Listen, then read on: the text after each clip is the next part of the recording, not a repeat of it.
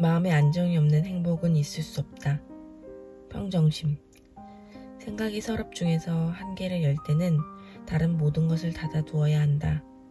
그래야 무겁게 짓누르는 하나의 걱정거리 때문에 현재의 사소한 즐거움을 위축시켜 마음의 평정을 잃지 않고 하나의 생각이 다른 생각을 밀어내지도 않으며 하나의 중요한 일을 걱정하느라 사소한 일들을 소홀히 하지 않는다. 건강 다음으로 우리의 행복의 중요한 요소는 마음의 평정이다. 쇼펜하우어가 추구하는 행복은 소극적인 입장에서 마음의 평온이다. 이것은 스토아학파가 주장한 아파테이아와 같다. 아파테이아는 욕구가 없는 금욕의 경지를 말한다. 정념에서 해방됨으로써 평온에 도달하는 것처럼 쇼펜하우어도 마음의 평온을 통해 행복해야 한다고 가르친다. 중요한 것은 정념을 없애고 조용함을 얻기 위해 마음의 동요를 최대한 줄여야 한다는 것이다. 행복의 알갱이를 알기 위해서는 어떤 것에 즐거워하는지가 아니라 어떤 일에서 고통을 느끼는지를 확인해 봐야 한다. 나를 불안하게 하는 것들과 작별하라. 평정심을 추구한 대표적 학파가 스토아다. 세상에 일어나는 모든 사건은 우주 자연의 법칙에 따라 그렇게 일어나게끔 이미 결정돼 있다고 주장했다. 우리가 어떤 일을 불행으로 느끼는 이유는 그것이 우연이기 때문이다. 그러나 늙어가는 것, 죽어야 하는 일, 일상에서 일어나는 슬픈 일은 필연적으로 받아들이면 슬퍼하지 않게 된다.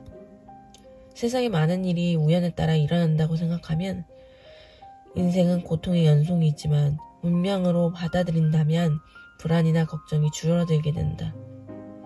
주변을 정리하고 마음을 비울 때 더 좋은 것이 찾아온다. 예술 감각을 갖춰라. 미적 관조란 이 세상을 아무런 관심 없이 바라보는 것을 의미한다. 미적 관조는 지옥과 같은 고통 상태에서 잠시 벗어나 사물을 있는 그대로 보게 한다. 이 세계의 아름다움을 삶에 대한 욕망 없이 무관심하게 바라볼 때 영원히 불변하는 것을 발견하게 된다. 이 세상의 아름다운 풍경이나 예술작품을 돈이나 성공 그리고 이익에 대한 생각은 밀어두고 고요하게 바라보자. 변화하는 이 세계의 불변의 것, 보편의 것을 볼 수 있다고 한다. 인생의 욕망과 괴로움을 예술을 통해서 가라앉힐 수 있다. 자연과 예술은 우리를 해방시킨다. 인생의 무게중심을 밖에서 안으로 옮겨라. 평생에 거쳐 매일 매시간 그 자신 자체일 수만 있다면 더 이상 아무것도 필요할 게 없다. 인간이 인생을 향유하는 방식. 즐기는 것은 각자의 취향과 능력에 따라 달라진다. 아리스토텔레스가 행복은 여기에 있다라고 말하고 소크라테스가 여가를 인간의 소유물 중에서 가장 아름다운 것이라고 칭송했는데 행복한 시간은 노동하지 않는 자유시간이다. 아리스토텔레스가 강조한 행복한 삶이나 아무런 방해를 받지 않고 유능함을 펼칠 수 있는 삶의 의미는 세 가지 향유 방식 가운데 아무런 방해를 받지 않고 자신의 탁월함을 발휘할 수 있는 것을 선택해야 한다는 것이다. 이것이 행복의 조건이다.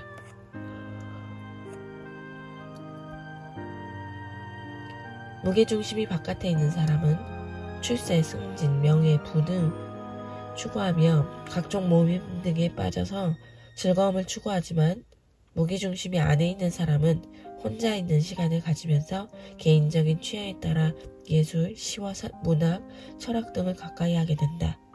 이런 정신적인 즐거움은 속물이 누릴 수 없는 것이다. 혼자서 산행을 하며 자신을 만나는 훈련도 해야 한다. 고독은 나의 진정한 모습을 들여다볼 수 있는 벗이다. 마음부터 어느 누구에게도 방해받지 않는 잔잔함을 스스로 찾도록 해야 할 것이다. 쇼펜하우어는 말했다. 다른 사람들을 우리가 아니라 그들로 생각하는 것이 익숙해질 것이다. 자기 자신을 가장 소중하게 여겨야 한다. 166일차 독서하였습니다.